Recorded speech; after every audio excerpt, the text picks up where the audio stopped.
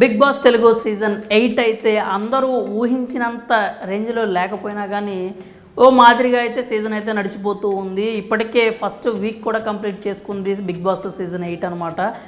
తొలి week complete అవడమే కాకుండా first week complete అయ్యింది అంటే ఖచ్చితంగా నామినేషన్స్లో ఉన్న వాళ్ళల్లో ఒకళ్ళైతే హౌస్ నుంచి బయటికి రావడం కూడా జరుగుతుంది. అది ఆల్రెడీ జరిగిపోయింది. హౌస్ నుంచి బెజవాడ బేబక్క అయితే ఫస్ట్ వీక్లో ఎలిమినేట్ అయ్యి హౌస్ నుంచి బయటకు వచ్చేసింది అనమాట. నిజానికి ఇది కొంచెం షాకింగ్ అనే చెప్పాలి. ఎందుకంటే ఆవిడ కొన్ని రోజులైనా కానీ కొన్ని వారాలైనా కానీ హౌస్లో ఉంటుంది, కొనసాగుతుంది, ఖచ్చితంగా ప్రేక్షకులను ఎంటర్టైన్ చేస్తుంది అని చెప్పి నిర్వాహకులు కావచ్చు, అలాగే ఆడియన్స్ కావచ్చు ఖచ్చితంగా నమ్మారు. కానీ బెజవాడ బేబక్క మాత్రం అంతర్నమ్మకాలను వమ్ము చేస్తూ ఫస్ట్ వీక్లోనే బయటకు అయితే వచ్చేసింది. ఎందుకంటే ఆవిడ ఎందుకు బయటకు వచ్చిందని ప్రత్యేకంగా మాట్లాడుకోవాల్సిన అవసరం లేదు.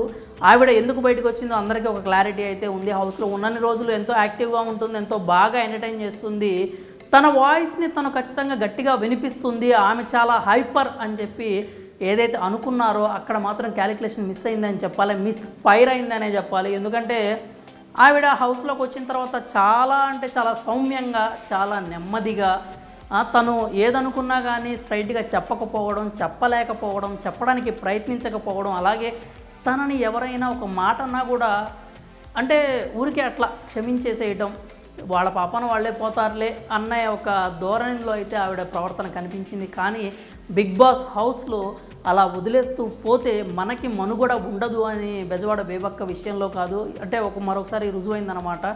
బిగ్ బాస్ హౌస్లో ఉన్నన్ని రోజులు ఖచ్చితంగా తన వరకు వచ్చే వరకు వెయిట్ చేయాల్సినంత అవసరం లేదు. అభయ్ గనక నాకు సంబంధం లేకపోయినా, నా విషయం కాకపోయినా, నేను హౌస్లో ఉన్నా కాబట్టి నేను ఈ విషయంలో మాట్లాడుతున్నాను అంటూ ఏదైతే మాట్లాడుతూ ఉంటాడో ఆ మాటలు అంటే తన వాయిస్ వినిపిస్తూ ఉంటాడో, అలాగే బెజవాడ బేబక్క కూడా కనీసం అంటే తనకు సంబంధం లేని విషయాలు కాకపోవచ్చు, తన వరకు వచ్చిన సంబంధించైనా కానీ ఆ విషయాలకు సంబంధించైనా కానీ మంచిగా రియాక్ట్ అయ్యి ఉంటే బాగుండేది.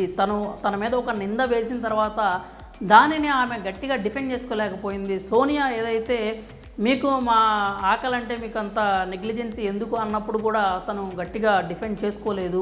నాకు ఆ టెక్నికాలిటీ ఏదో నాకు తెలియదు, లేకపోతే అంటే హౌస్లోంచి బయటకు వచ్చే రోజు ఆవిడ చాలా హైపర్గా కనిపించారు, ముందే తెలుసుకొని వచ్చేదాన్ని కదా, లేకపోతే అది నాకు తెలీదు, నా ముఖం చూస్తే మీకు తెలుసు అని మీరు అనుకుంటే తప్పు నాది కాదు కదా. ఈ పాయింట్స్ అన్నీ ఆఖరి రోజు హౌస్ నుంచి బయటకు వచ్చే రోజు కాదు, ఆ ఫస్ట్ రోజు ఏదైతే ఆ గొడవ జరిగిందో అదే రోజు చెప్పున్నట్టే చాలా బాగుండేది, బేబక్కి కొంచెం పాజిటివ్గా కూడా అనిపించేది. అండ్ ఇంకొకటి ఏంటంటే ఆవిడ నామినేషన్స్లోకి రావాలి అని చెప్పి హౌస్లో ఉన్న చాలామంది సెలబ్రిటీలు కోరుకున్నారనే విషయం అయితే క్లారిటీ వచ్చింది. ఎందుకంటే నామినేషన్స్ లిస్ట్ చూసుకున్నట్టయితే బెజవాడ బేబక్క ఎలిమినేట్ అవుతుంది, అయ్యేందుకు అవకాశాలు ఎక్కువ ఉన్నాయని మనం ఆదివారం వరకు వెయిట్ చేయాల్సిన అవసరం లేదు. నామినేషన్ జరిగిన రోజు కూడా చెప్పచ్చు. ఎందుకంటే ఆవిడతో పోటీ పడే వాళ్ళు ఎవరైనా ఉన్నారు అంటే ఫాలోయింగ్ పరంగా నాగమణికంఠ పేరు చెప్పుకోవచ్చు. కానీ నాగమణికంఠకి ఆ సింపతి అనేది బాగా వర్కౌట్ అయింది. తెలుగు ప్రేక్షకులందరూ కూడా మొదటి రోజు నుంచే నాగమణికంఠకి తమ సపోర్ట్ అయితే చెప్తూ వచ్చారు. సో నాగమణికంఠ సేవ్ అయిపోయాడు, బేబక్క అయితే నామినేషన్స్లో బలైపోయిందనే చెప్పాలి. ఎందుకంటే రేపు మాట్లాడతాను, ఎల్లుండి మాట్లాడతాను, లేకపోతే అంత దూరం వస్తే అప్పుడే మాట్లాడతాను అని ఆ ధోరణి ప్రదర్శించడం పర్ఫెక్ట్గా అనిపించలేదు, కరెక్ట్గా అనిపించలేదు. అలాగే ఫిట్నెస్గా అంటే నేను ఫిట్గా లేను, నేను ఇది అని నామినేషన్లో చెప్పి ఆ తర్వాత నేను నా ఫిట్నెస్ పెంచుకున్నాను, నేను యాక్టివిటీస్లో పాల్గొనడానికి ప్రయత్నించాను అని ఏదైతే చెప్పిందో అది హౌస్లోకి వచ్చినప్పటి నుంచి ఆ శ్రద్ధ అనేది, ఆ పార్టిసిపేషన్ అనేది, అలాగే ఆ యాక్టివ్నెస్ అనేది ఉన్నట్టయితే ఇంకా బాగుండేది. తను ఏదైతే జోక్స్ తన మాటలకి అభిమానులు ఉన్నారో ఆ మాటలే బిగ్ బాస్ హౌస్లో కొరవడ్డాయి అని అయితే మనకి స్పష్టంగా అర్థమైపోయింది. అయితే ఇంక ఇవన్నీ పక్కన పెడితే బిగ్ బాస్ హౌస్ ద్వారా బేబక్కకి ఎంత రెమ్యునరేషన్ వచ్చింది అంటే ఒక్క వారం మాత్రమే ఆవిడ ఉంది కాబట్టి ఆ ఒక్క వారానికి సంబంధించి బేబక్కకి ఎంత డబ్బులు ఇచ్చి ఉంటారు, పారితోషికం కింద ఎన్ని లక్షలు వచ్చి ఉంటాయి అని చెప్పి ఒక ప్రశ్న అయితే ఖచ్చితంగా అందరిలో ఉంటుంది. అయితే ఉన్నది ఒక వారమే కాబట్టి ఆవిడకి మరీ అంత చెప్పుకోదగ్గ అమౌంట్ అయితే రాదు. అంటే ఆవిడ బయట చాలా బిజీగా ఉండేటువంటి యాంకర్ కావచ్చు, సింగర్ కావచ్చు, లేకపోతే యూఎస్కి వెళ్ళి షోస్ చేసే ఆవిడ కావచ్చు, టూ బిజీ కావచ్చు. కానీ అవన్నీ బిగ్ బాస్ వాళ్ళకి అవసరం లేదు. ఆమె వచ్చేటప్పుడు ఎంతైతే రెమ్యునరేషన్ వారానికి మాట్లాడుకొని వస్తుందో ఆ రెమ్యునరేషన్ మాత్రమే ఇస్తారు.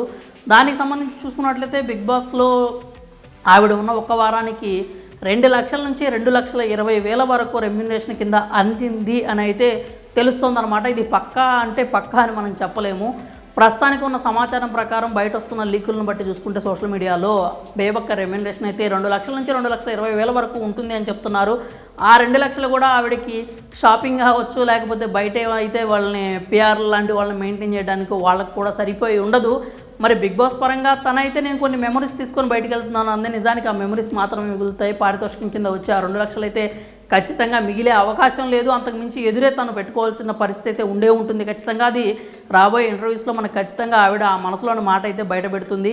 సో పారితోషికంగా పరంగా చూసుకున్నట్లయితే బిగ్ బాస్ నుంచి బేబక్కకు 2 లక్షల నుంచి గరిష్టంగా 2,20,000 వరకు ముట్టి ఉంటాయి అని అయితే తెలుస్తోంది. మరి బెజవాడ బేబక్క ఎందుకు ఎలిమినేట్ అయిందని మీరు అనుకుంటున్నారు? అలాగే ఆవిడ రెమ్యునరేషన్ ఎంతవరకు ఉండే అవకాశం ఉంటుందని మీరు భావిస్తున్నారు? మీ అభిప్రాయాలన్నీ కూడా కామెంట్స్ రూపంలో తెలియజేయండి.